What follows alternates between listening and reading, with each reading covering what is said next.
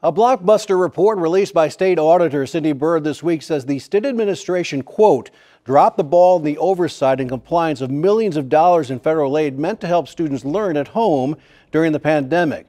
But the administration says the blame lays elsewhere. Education reporter Taylor Jackson joins us now with more on that. Taylor.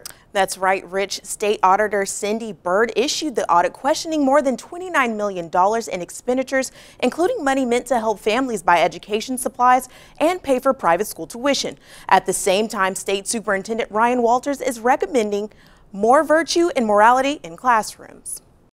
The audit released this week took a look at how the federal pandemic aid was being accounted for by the state of Oklahoma.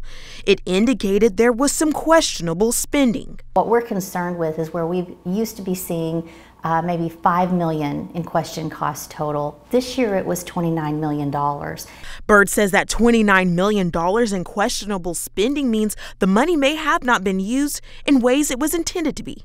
So the state of Oklahoma is responsible for all management oversight, for overseeing the funds, for making sure things are done, and we're seeing that basic grant guidelines are not being followed. Those guidelines include maintaining proper supporting documentation to back up expenditures and making sure services or goods are paid for properly.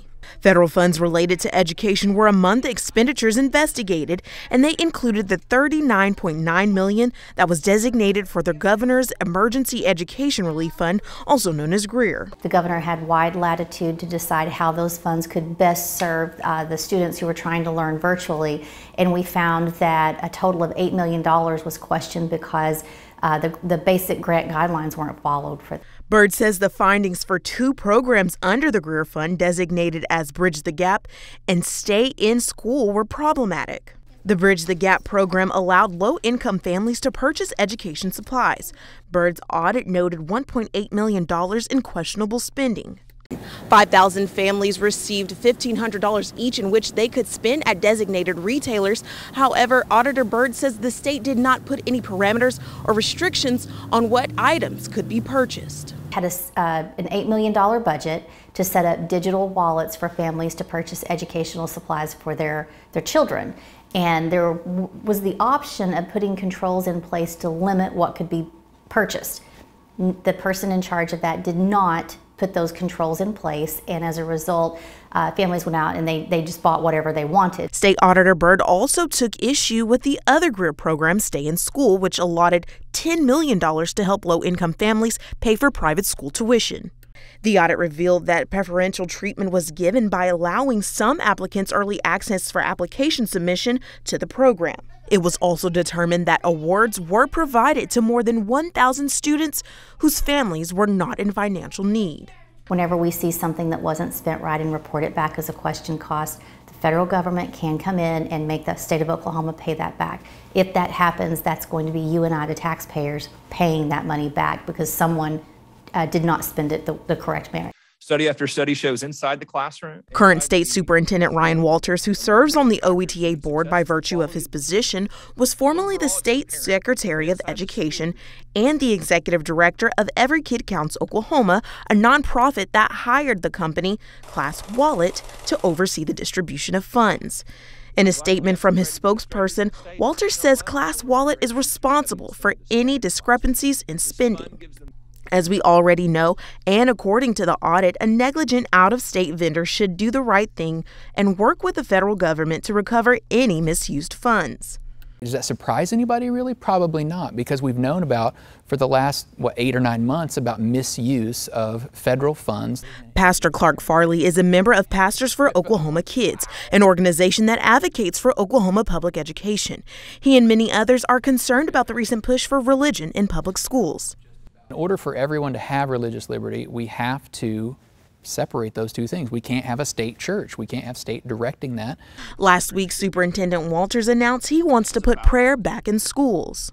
I am therefore making the recommendation that all schools in Oklahoma faithfully observe the 1 minute of silence every day, and school districts must also tell students that they can pray at the beginning of the 1 minute, and they should be fully informed of how they can utilize their minute of silence.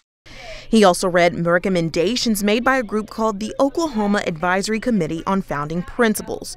They recommend that schools put up a framed copy of the Ten Commandments in public school classrooms. But some lawmakers and parents insist religion and school must be kept separate. God has commanded us to love and not to condemn. I mean, I don't care for some things, but I want to go to school. I want kids basically no cross, no gay pride flag, no anything, no distraction, reading, writing, and arithmetic. I think as a parent, it is my choice as to if I want to introduce my child to, adultery and coveting with a spouse. It should be something that I should be able to choose to do to teach that kid. Not something my little kids should learn in first grade. Farley says his group will continue to advocate for Oklahoma public schools.